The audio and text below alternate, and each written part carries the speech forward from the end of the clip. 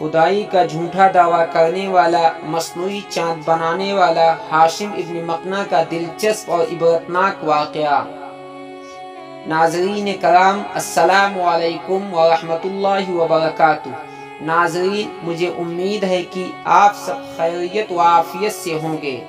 دعا ہے کہ اللہ تعالی ہم سب کو اپنے حفظ و امان میں رکھے اور ایمان کی دولت سے مالا مال فرمائے۔ ناظرین، آج ہم آپ کی خدمت میں ایک نیا سلسلہ شروع کرنے جا رہے ہیں۔ یہ بہت مختصر ہے، لیکن مجھے یقین ہے کہ آپ سب کو یہ تاریخی واقعہ ضرور پسند آئے گا۔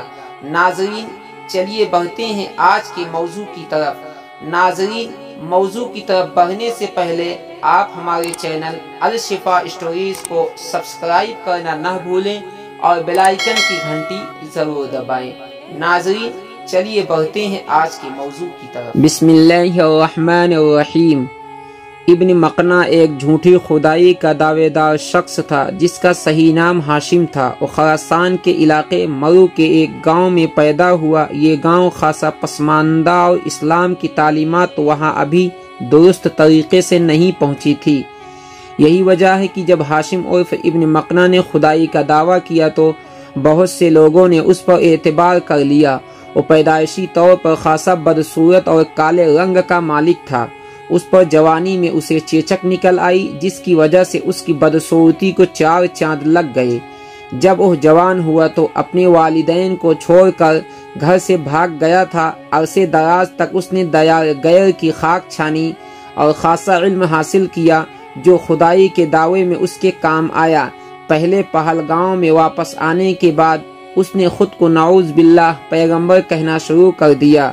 جب خاصے لوگ اس پر ایمان لے آئے اور انہیں لے کر ماور النہر کے علاقے کش میں پہنچ گیا۔ وہ علاقہ اس کے مقاصد پر پورا اترتا تھا، کیونکہ وہاں اس نے ایک قلعہ بھی تعمیر کر لیا تھا، بلکہ یہ ایک پہاڑی علاقہ ہونے کی وجہ سے جنگ میں بھی اسے مضبوط دفع فراہم کرتا تھا، اور یہ سب کرنے کے لیے پیسہ دولت اس نے اس قلعے سے گزرنے والے قافلوں کو لوٹ کھسوٹ کر حاصل کی۔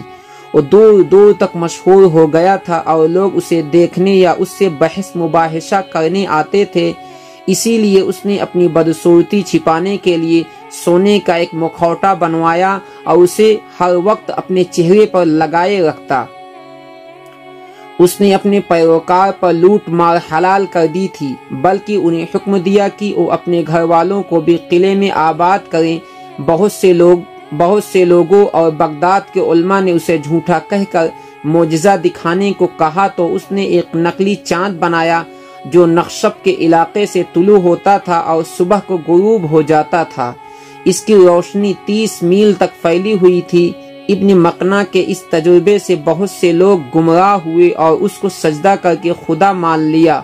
اس وقت کے خلیفہ مہدی تک اس کے فتنے کی خبر پہنچی تو اس نے توجہ نہیں دی، کیونکہ اس وقت وہ خود بہت سے مسائل میں الجھا ہوا تھا، جن میں ایک بنو امیہ کی بغاوت تھی اور دوسری وجہ کش کا قلعہ بہت دشوار گزار اور پہاڑی علاقے میں تھا، اس لیے اس نے توجہ نہیں دی۔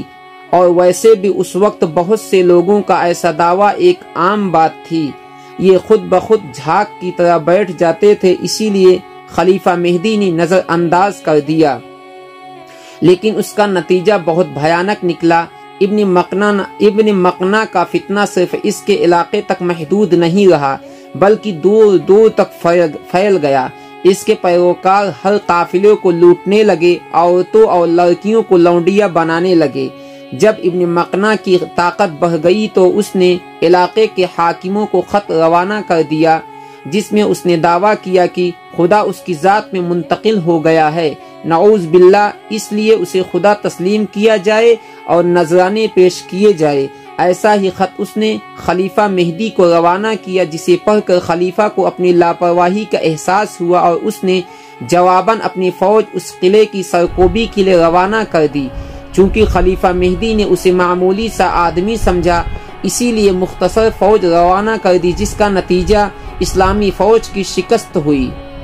شکست کے بعد خلیفہ مہدی نے باقاعدہ پوری جاسوسی اور تیاری کے ساتھ اپنے وزیر معاویہ بن عبداللہ کی سرپرستی میں ایک لشکر اس فتنے کی سرکوبی کے لیے تیار کیا۔ یہ لشکر بھی ناکام ہو گیا۔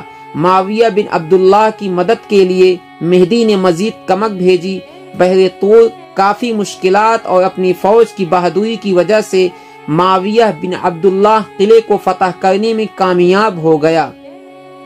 اپنی شکست دیکھ کر ابن مقنع نے قلعے کو آگ لگا دی اور اپنے پیروکار کو اس میں کودنے کو کہا اور خود قلعے سے فرار ہونے کی کوشش کی۔ اس جگہ تاریخ کا اختلاف ہے۔ بعض جگہ مورخین نے لکھتے ہیں کہ اس نے اپنے پیروکار کو زہر دے دیا تھا۔ بہرحال قلعے سے فرار ہونے کی ناکام کوشش میں وہ پکڑا گیا اور اسے خلیفہ مہدی کے خدمت میں پیش کرنے کے لیے بھیج دیا گیا، لیکن اس نے راستے میں ہی زہر کھا کر خودکشی کر لی۔ ابن مقنع کا چڑھایا ہوا چاند چند دنوں تک آسمان روشن کرتا رہا، لیکن ایک دن چاہ نخشب میں ڈوب کر ٹوٹ گیا۔ چاہ نخشب کی اصطلاح اسی سے مشہور ہوتی ہے۔